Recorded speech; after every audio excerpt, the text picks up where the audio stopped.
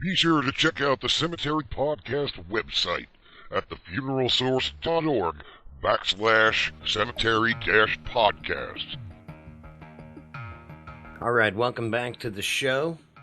Right now we're going to dive into our famous grave feature. Now, we were actually going to do someone different this week, but we ended up doing a change in light of the fact of recent events that have happened here in January of 2021 with the inauguration of the new president. It was unveiled that the inaugural painting that is put on display was done by an artist that coincidentally we had visited last year, or actually visited in 2019. The artist featured was Robert S. Duncanson. Now, the other thing that I found interesting about that, as it was mentioned, is that he was an artist from Cincinnati, which is the home base of the Necro Tourist. And actually, in the 1840s, he lived in the actual town that I live in right now, Mount Healthy. So that was interesting to find that out, that a world-renowned landscape artist was actually resided in the town I'm in. Okay, that being said, he went to the Hudson School of Painting. He was considered the second generation of this school, and he started what was known as the Ohio River Valley Landscapes movement.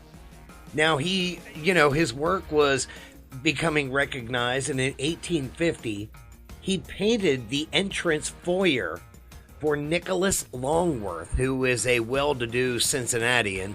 If you're from the tri-state, you certainly know who he is. He painted 8 6-foot by 9-foot murals, and these things gave him much more exposure. However, these murals were covered up with wallpaper until 1955, until they were rescued, and then those works were put on display at the Taft Museum, Cincinnati's Taft Museum, which is the Taft Museum of the William Howard Taft, President Taft fame. Now, as an artist, he was able to travel throughout Europe during the Civil War, which was kind of interesting, knowing that he was an African-American artist, which is one of the things that brought such prestige to him. Now, when he died, he had a seizure while he was living in Detroit, Michigan. He was actually setting up an art show. He was admitted into the hospital, and he died 2 months later. Lead poisoning is suspected to be the cause. Now, to where that's a little bit of his bio information. Now, how it gets us to Necro traveling is because he is actually buried near Detroit in the Woodland Cemetery. The Woodland Cemetery is located in Monroe, Michigan. That is in Monroe County. It was established in 1810. It's 11 acres. It is a really cool cemetery. I enjoyed being there. That's for another day. General Custer has family there, and quite a few other historic, famous people there. Anyway, back to Duncanson. He has a cool new marker that has just recently been installed. Turns out that several people in the art community in Detroit, very specifically people from the Detroit Fine Arts Breakfast Club and the Detroit Arts Institute, very specifically Dora Kelly and Henry Heading, who auctioned off some of his own art, made sure that this cool new stone was installed. This was actually unveiled in 2018. It was done by the LeClaire Monument Company in Lambertville, Michigan. It was installed right after the unveiling, and then the actual physical unveiling after it was installed was in June of 2019. That was kind of cool because we were there in the fall of 2019, so it was very new. Now, the actual painting that you see on the grave is one of his most famous paintings. It's an etching that is on display currently right now in the Detroit Art Institute. So it was very cool to actually see something that was socially relevant at the moment from a famous grave that we had recently visited.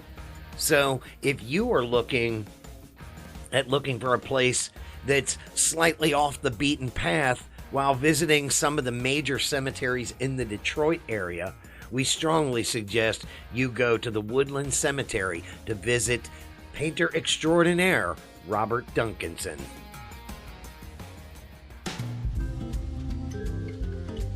Hello, boys and girls, and welcome to another edition of Cemetery Symbols. Today's symbol is the rose. The rose is known to have a couple of meanings. From olden days, it's known to represent martyrdom and purity and silence and truthfulness. But in current times, it's also been known to be associated with beauty and love. Now, there's also a couple of other variations on those, like a wreath of roses. That stands for beauty and the virtue that's rewarded through time. If there are rose buds, especially if they're on a child's grave, that stands for virginity and innocence. But if it's on an adult's grave, it stands for secrets. Now, if it's a moss rose, that stands for melancholy. Also, if it's a dog rose, that stands for pain. And the most intriguing to me is a double set of roses on one twig stands for the death of two people. Now that's today's Cemetery Symbols. Be sure to check out the Necro Tourist website at necrotourist.com. You can also find them on Facebook at facebook.com/necrotourist. Okay, ladies and gentlemen, this is going to be the announcement for the contest. If you are trying to win our Sugar Skull t-shirt, then this is what you need to do. Go to the Facebook page for the Cemetery Podcast, which is facebook.com/cemetery-podcast. Like the page. Then go down to the photos and you will find the picture of the Crazy Horse Memorial. When you do, like the picture, and in the comments section, tag yourself. If you tag yourself in the photo and like the page, you are then entered for the contest. We will be drawing for the contest winner at the end of February. You can be a winner with the Cemetery Podcast. Welcome to the Ordinary Extraordinary Cemetery Podcast. Join us each week as we explore old cemeteries and the stories of the people buried in them. It's history, it's spooky, it's good old-fashioned undead fun for the whole family. Find us wherever you listen to podcasts.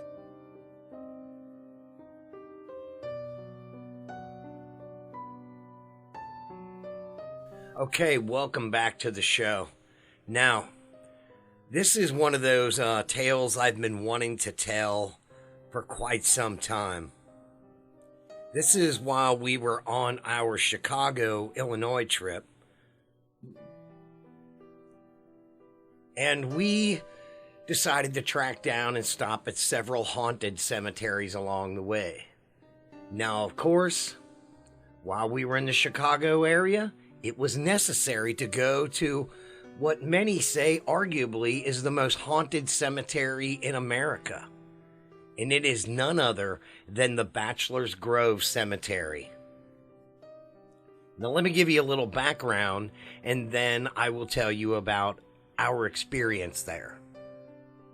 Bachelors Grove Cemetery is located in Bremen Township, Illinois. It's in Cook County. It's in the southwest edge in the suburban area of Chicago. It's actually located across the street from Rubio Woods Forest Preserve. And as a matter of fact, if you're going to visit, that's probably your best place to park. Okay, that being said, the background story of this is this was land that was originally owned by 4 single men who joined together and decided to put the cemetery there.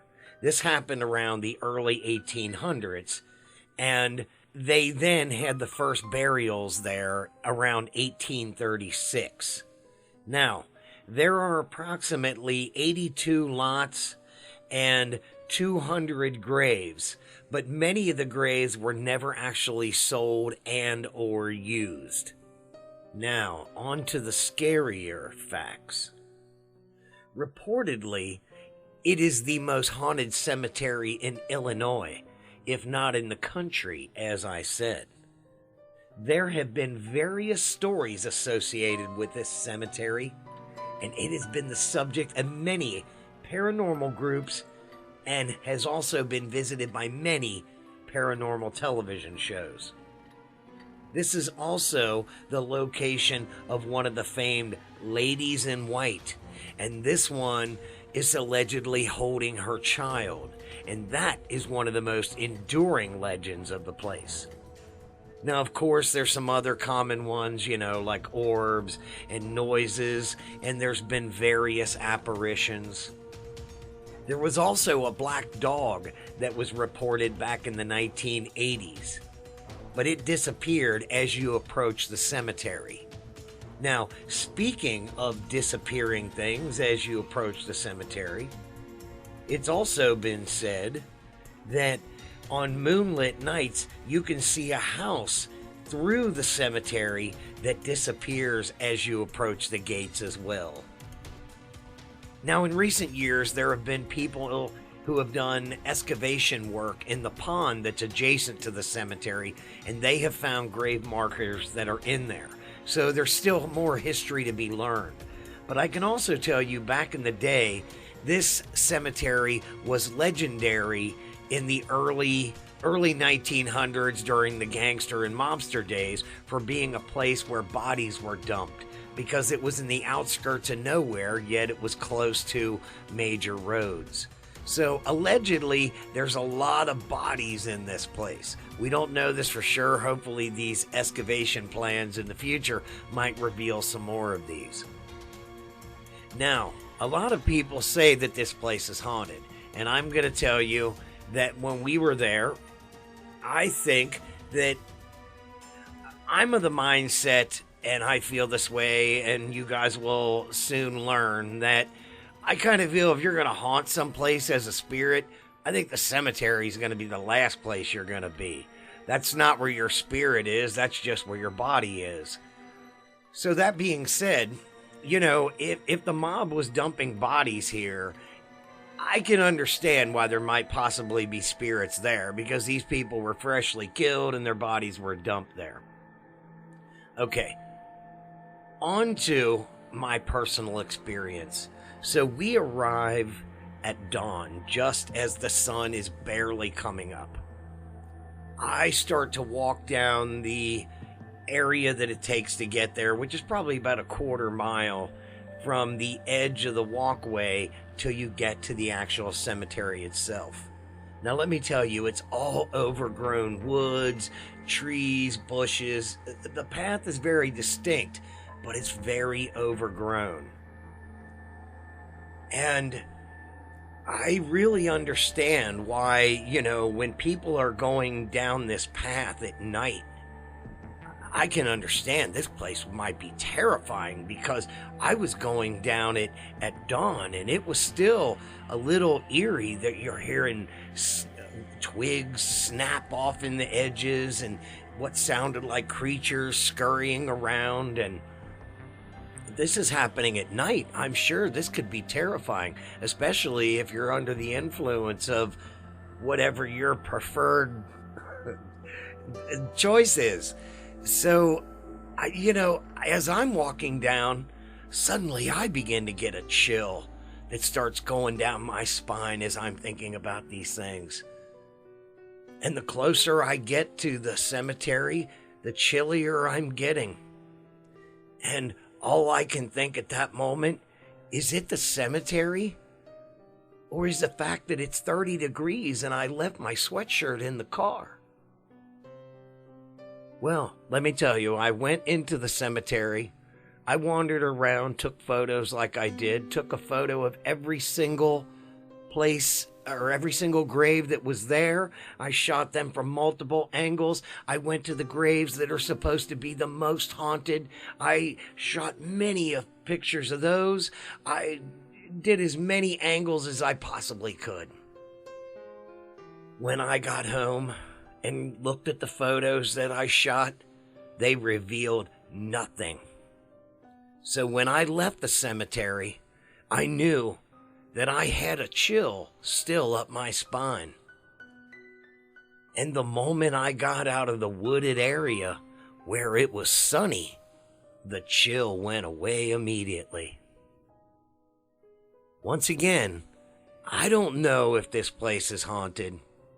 I wasn't there at night, but in my experience there, I didn't feel anything. I didn't see anything. Maybe you have, and maybe you should tell me what you've seen or what you've heard at the haunted Bachelors Grove Cemetery.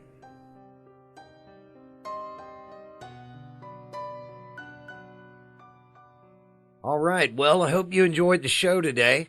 I'd like to thank you all for joining me. I would also like to thank my traveling associates at the Necro Tourist, Charlotte Graves, Senior Bull. I would like to thank everybody who joins us. I encourage you to go to the website at thenecrotourist.com or go to the Facebook page for the Necro Tourist or Cemetery Podcast. Also, these are the audio broadcast is available on YouTube as well as the Necro Tourist and Cemetery Podcast Facebook pages. So again, I would really appreciate if you have some comments. Be sure to like, subscribe, whatever you need to do to help us out to show that you enjoy the Cemetery Podcast. Be sure to get registered for the contest, and we will talk to you next time. Until then, this is Ken Negley for the Necro Tourist saying, I'll see you in the yard.